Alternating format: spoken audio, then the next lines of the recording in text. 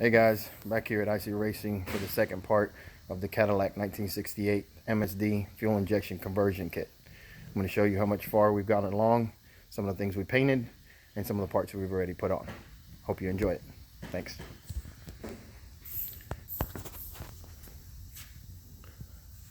MSD throttle body.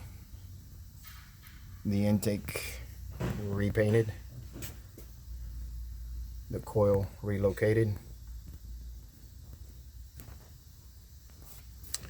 A 4-row radiator to cool it down.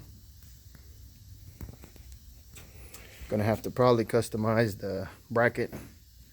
Bracket's too small. Relocated the MSD box.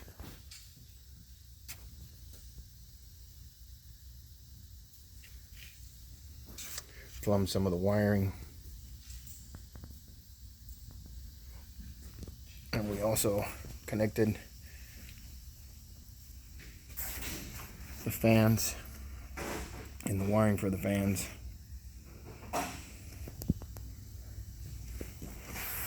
Stay tuned for the next time we'll have it running. There's still a little bit more to go left. Got to plumb some of the stuff for the fuel pump, the fuel lines. See you next time. Thank you.